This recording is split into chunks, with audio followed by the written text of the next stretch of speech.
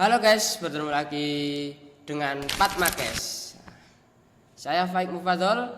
Di sini kita akan membahas tafsir sampah, mengupas makna dan solusi sampah dari perspektif pesantren. Ya.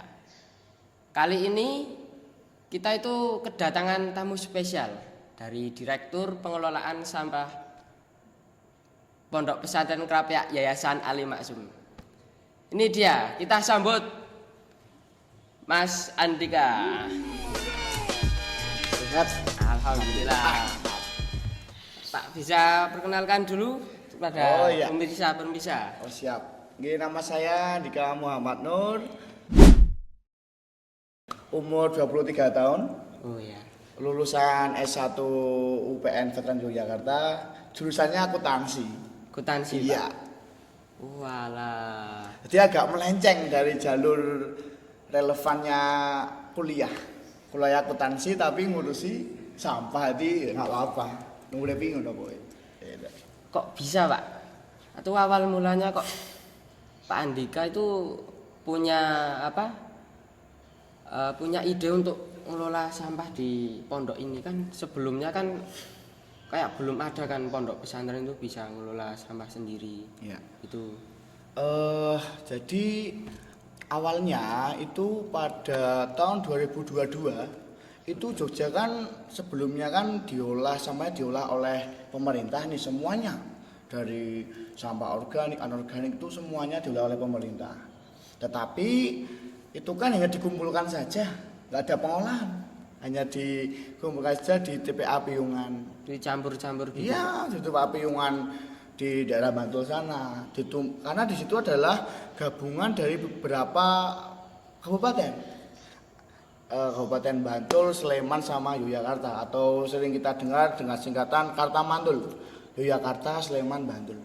Dan di tahun 2022 itu sudah ada isu-isu bahwa Piungan akan tutup karena sudah overload gitu. Kemudian di awal 2023 ayolah kita sedikit ngobrol sama beberapa santri juga, beberapa santri bahwa piye yo carane awake dhewe iku iso ngekei memberikan warisan untuk anak cucu kita dengan bagaimana sih lingkungan itu dijaga. Itu awalnya kayak gitu saja. Kita iso yuk kita memberikan warisan yang baik untuk anak cucu kita nanti gitu. Hanya kala itu wah ano isu nih, ya udah kita jajalah otak-atik sampah gitu. Awalnya ya kita cuma lingkup sedikit aja, lingkup madrasah dulu, lingkup sekolahan saja. Cobalah yuk sekolah kita urus sendiri sampahnya. Awalnya kita sedikit melanggar sih, kita bakar dulu awal-awal dulu. Kita bakar semua sampah, kita bakar dulu, belum ada pemilahan. Jadi semua itu all in dibakar gitu. Iya, awal-awal karena kita hanya carane piye sampah itu hilang dulu. Iya, yang penting itu dulu tanpa melihat apa dampaknya. Iya, itu yang untuk awalan saja ya. Nanti kemudian di lain hari kita kemudian berkembang, kita mengolah pikiran bahwa cobalah kita pilih beberapa pilahan dulu, kemudian ya semakin berkurang pembakarannya gitu. Gitu. Itu awalan sangat-sangat awal. Lah, beberapa santri itu kita kemas dengan nama Krapyak Peduli Sampah. Itu. Oh, alah. Itu sejarah bagaimana sih awal-awal kita mengolah sampah itu kayak gitu sejarahnya. Nah, itu kok apa misalnya ada sampah yang masih belum bisa misalnya sampah yang sulit diurai itu gimana Pak? Ada misalnya kayak besi atau apa gitulah Pak yang susah diolah gitu. Oke. Jadi Krapyak Peduli Sampah itu awalnya ya tadi kita hanya mengolah beberapa sampah yang bisa kita olah saja. Seperti organik itu kita olah sendiri kala itu awalnya. Awalnya itu organik hanya kita kubur saja. Karena prinsip saya awal-awal dulu adalah sampah yang dari bumi kembali ke bumi.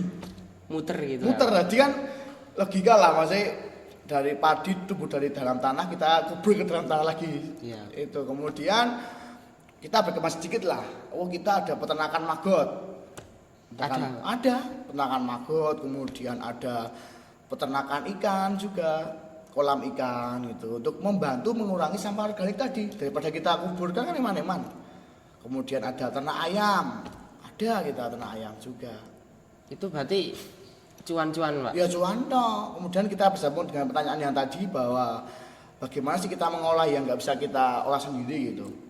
Nah kita selain kita membuka, kita juga membuka ruang kolaborasi. Apa itu, Pak? Yaitu ruang kolaborasi antara kita Pondok Pesantren Kerapia dengan pihak luar. Oh, Seperti masyarakat, kemudian pemerintah setempat, kemudian alumni gitu. Di sampah juga kita memberdayakan alumni. Jadi kebetulan angkatan saya NTS lulus 2016 itu kita ada alumni yang dia mempunyai rosok itu. Mempunyai jual beli rosok. Jadi menerima Iya. segala bentuk yang bisa didaur ulang lagi. Betul. Jadi kita bukan hanya jual beli saja, tapi juga tadi kita memberdayakan alumni juga untuk saling berkolaborasi ekonominya antara kita pondok dengan alumni itu. Jadi yang seperti tadi yang Mas katakan besi, kemudian botol yang kita nggak bisa olah ya kita jual ke alumni tadi. Gitu. Kalau kita olah sendiri nggak bisa, karena benar-benar harus memerlukan biaya tempat yang sangat tinggi sekali. Karena kan besi itu kan di dalam ilmu daur ulang itu dileburkan, dipanaskan dengan berapa ribu derajat, kemudian dibentuk lagi. Nah itu kan yang membuat kita kerepotan untuk saat ini. Ya insya Allah kedepannya kita akan buat pabrik itu juga sih. Kedepannya tapi ya pokok sidik. Nah, gitu. Tapi Patmawara ini mempunyai apa kreatif itu enggak, Pak? Misalnya dari sampah ini dibuat menjadi barang ini gitu loh. Sangat banyak. Jadi Kakak Peduli Sampah atau Patmawara ya betul ya, maaf tadi saya lupa mengatakan bahwa nama lain dari Kakak Peduli Sampah itu Patmawara namanya. Yaitu kita sangat banyak sekali. Kita lebih dari 20 macam hal yang kreatif dari hal sampah itu. Semisal kita membuat lukisan dari sampah plastik multilayer itu kita kan bisa olah nih, kita buat lukisan, kita buat ekobrik. Ekobrik itu tahu nggak ekobrik? Ekobrik itu bentuknya botol aqua. Ya. Itu di sampah kering apapun itu dilebokke ning botol tadi. Dipasek-pasek gitu. Sampai atas itu namanya ekobrik. Brik itu bataku atau beton, eko itu lingkungan lah atau yang berbau dengan lingkungan gitu. Jadi ya baik untuk lingkungan. Jadi terus dari botol itu kemudian kita buat kursi, kemudian kita buat sofa, dibuat taman itu banyak sekali. Kemudian membuat lilin dari bekas kaca Rexona, mohon maaf, kemudian kita membuat pupuk dari Softtek juga. Kita sangat banyak hal yang di luar nalar kita, maksudnya benar-benar kita membuat BBM dari sampah plastik. Emang bisa, Pak? Bisa. BBM apa, Pak? Bisa, solar. Kita ada video cara membuat, kemudian video uji cobanya kita ada semua. Ada semua benar-benar ya itu kita jalani gitu. Itu berfungsi dengan baik, Pak? Sudah baik. Kita membuat solar itu kemudian dibuat untuk nanti bahan bakar mesin pecacah organik juga kita itu. Sangat banyak. Nggak cuma itu yang lain lagi itu. Terus itu respon dari pengasuh pondok pesantren itu respon beliau itu gimana? Ya, yang pertama ya sangat jelas bahwa kita santri kita harus dari Pak Yai ya. Sebelum kita memulai program ini ya kita sowan dulu. Dan alhamdulillah semua pengasuh sangat setuju dan sangat respon dengan program ini. Karena kala itu benar-benar ketika kita mulai awal-awal, pas sekali H+ berapa hari itu piungan tutup total. Berarti Jogja itu udah nggak bisa. Oh iya, Jogja itu kiamat sampah. Tahu nggak kenapa? Karena sampah itu ada 3 jenis, ada 3 bagiannya. Yaitu pertama itu bagian hulu, tengah dan hilir. Lah hulu itu sumber sampah. Tengah itu pendistribusian, yang hilir itu pengolahan. Nah di Jogja kita tuh ada 2 masalah utama. Pertama itu di hulu atau sumbernya. sumbernya atau sampahnya itu tumbuhnya itu eksponensial. Tumbuhnya itu jadi tidak bareng dengan pengolahannya. Jadi semakin banyak penduduk semakin banyak sampahnya. Sampahnya ya. Iya, tetapi apa? Di hilir pengolahan itu berapa persen saja yang diolah oleh Pemda itu. Jadi itulah masalah utama. Tetapi pemerintah dulunya itu malah dananya itu difokuskan untuk di tengahnya saja. Hanya untuk pengambilan dan pengangkutan sampah ke Piungan. Jadi tidak dialokasikan ke masalah dua itu tadi gitu. Nah, dari situ kita belajar bahwa ketika di Pondok Krapyak itu kita tidak fokus kepada tengahnya. Tengahnya kita malah paling akhir kita menyelesaikan masalah itu. Hilir dulu. Hulu dulu. Hulu. Iya, kita fokus ke bagaimana sih kita merubah mindset para santri gitu. Yang tadinya sampah itu jijik lah, najis lah, penyakit lah.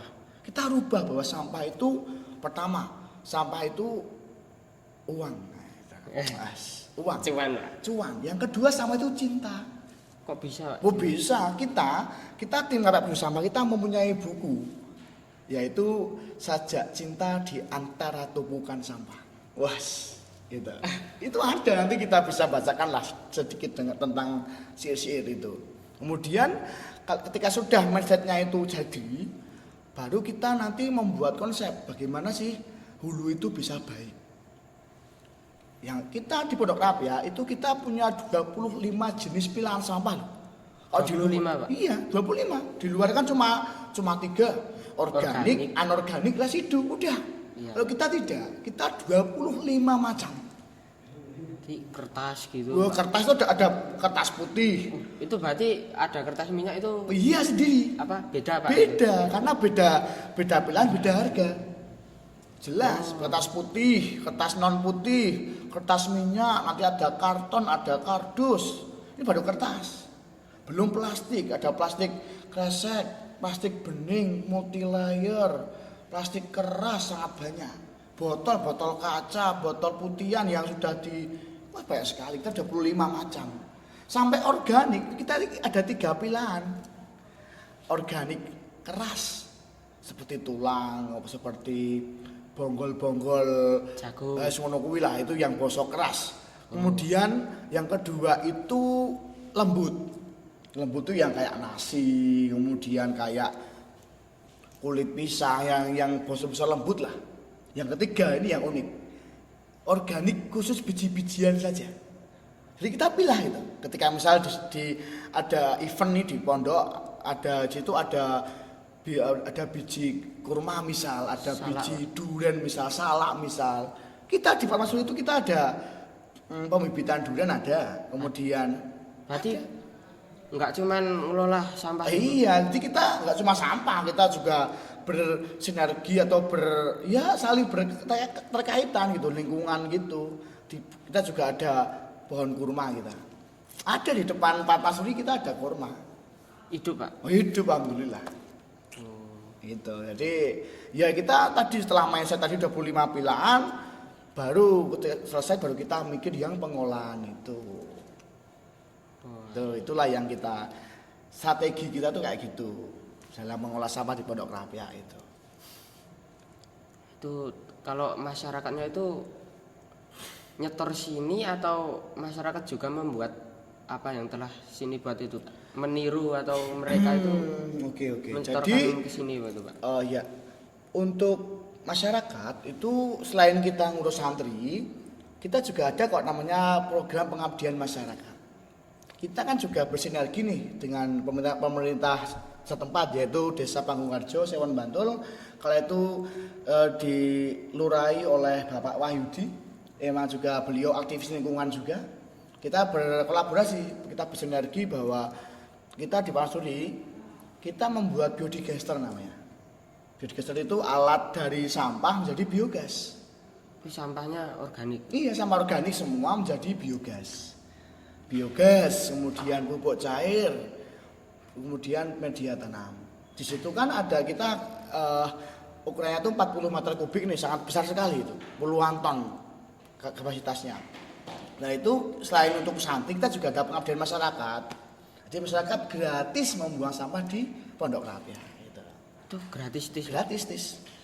Yang ngambil pemerintah desa, kita yang mengolah gitu. Nah, Saling itu bersinergi. uangnya ngalir kemana Pak?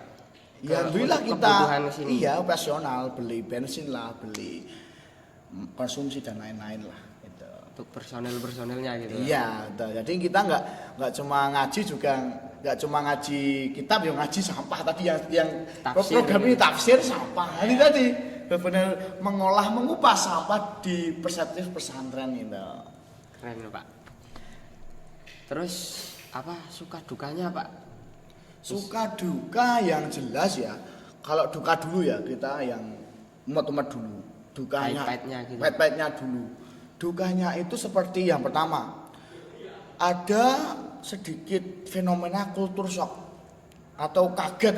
Kaget lah mau dari sebelumnya buang sama plung-plung sakarepe ra ono pemilahan, langsung ada 25 pemilahan. Ora kaget.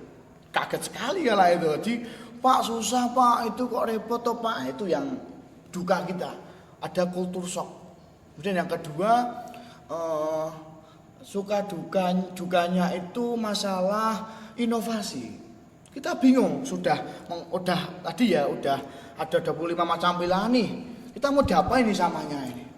Kita belum ada inovasi gitu. Kala itu hanya Allah memberikan jalan, tadi ada biodigester, kemudian ada kalau dia anorganik itu kita membuat tadi bensin, membuat ya ekobrik lah, membuat bantal dari kain bekas, ya kita olah semua gitu. Nah di tim kita, di tim kayak organisasi sampah ini kita ada bagian PJ-PJ-nya itu.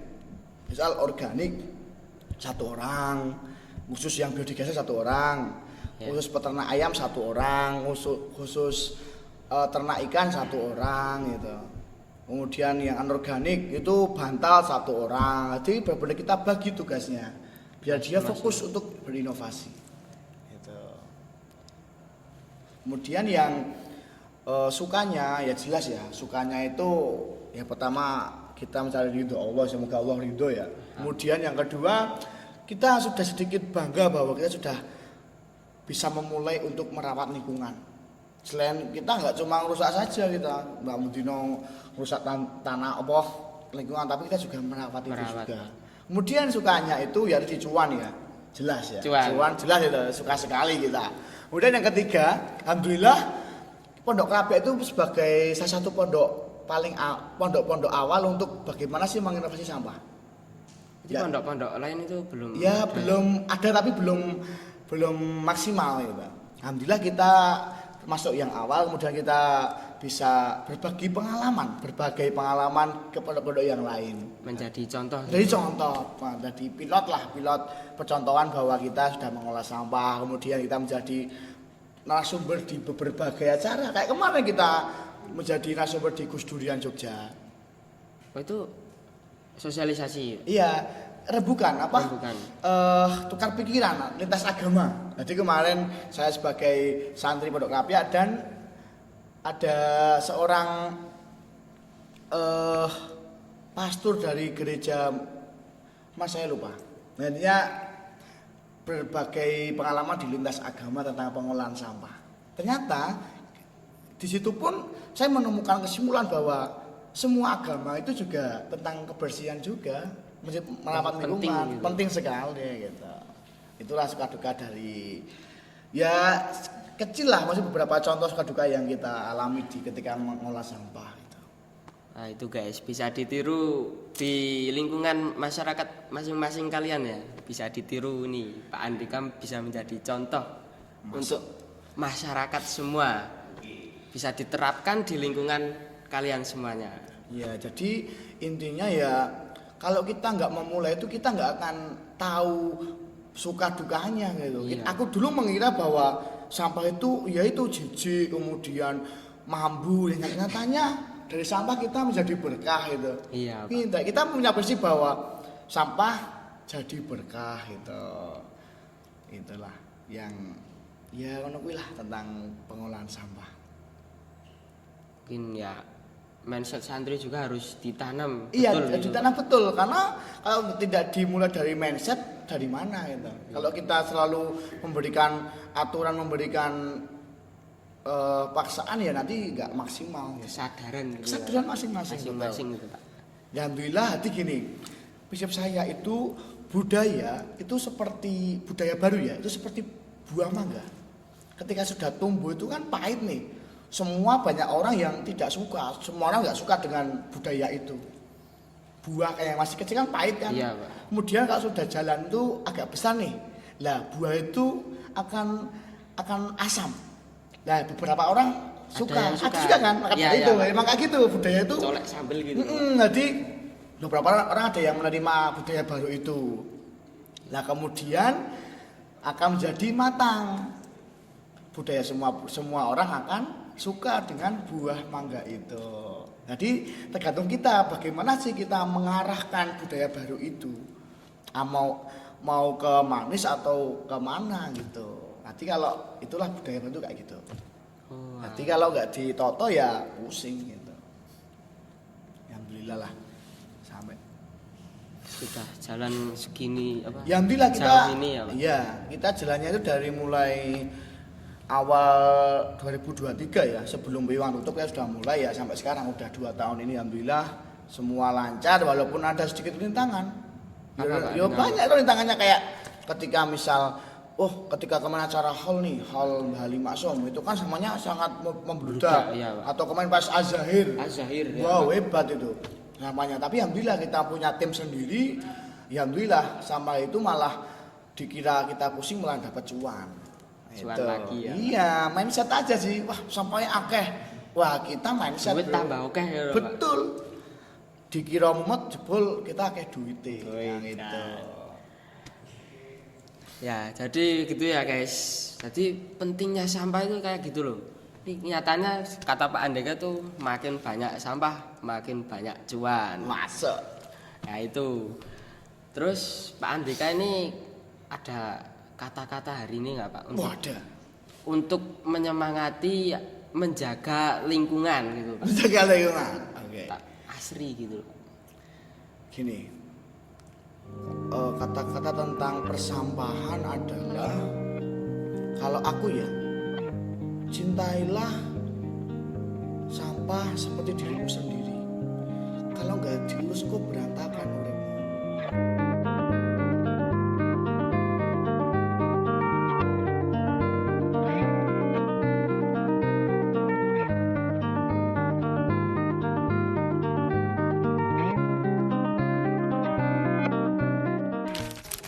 Merugikan gitu. Iya, jadi ketika kok sampaiku dibiarkan itu akan ngerusak. Ya kayak cinta awake dhewe, asal awake dhewe enggak pernah adus, enggak pernah ngurmat awake dhewe ya akan berantakan kan akan mambu ya ngono. Ya iki Iya, bener kan. Ketika sama organik kok dibiarkan saja ya nanti mambu. Ya kayak manusia. Pak, belatungan. Belatungan toh kayak mang itu kita olah, kita sayangi seperti menyayangi awake sendiri gitu. Cintailah sampah seperti kamu cintai dirimu sendiri. Itulah kata-kata hari ini Camkan dari- ya guys. Oke Pak, ini terima kasih Pak udah datang Siap. repot-repot ke sini menyempatkan waktunya. Siap. Ya semoga bisa datang ke sini lagi Oh, ya siap, Pak. siap. Untuk bertukar pikiran Oh gitu siap, loh, Bapak Pak. Nam. Nanti ya info-info saja kalau ada kita siap membagi cerita. Kemudian kita banyak kok nggak cuma saya kan saya sebagai ketua lah. Nanti ada ya, yang bisa yang organiknya, bisa yang anorganiknya. Nanti banyak orang-orang yang berkomentar lagi di kecuali saya itu. Saya lebih banyak detail gitu. Lebih detail lagi nanti Mas bisa tanya ke khusus ahli untuk biodigester, kemudian yang ada peternakan cacing juga, peternakan kelinci juga ada gitu. Kelinci, Pak. Oh iya. Tadi nggak disebutin Pak. Oh ya lupa toh. Oh, ya. Saking banyaknya inovasi kita. Oh, Iya Pak. itu.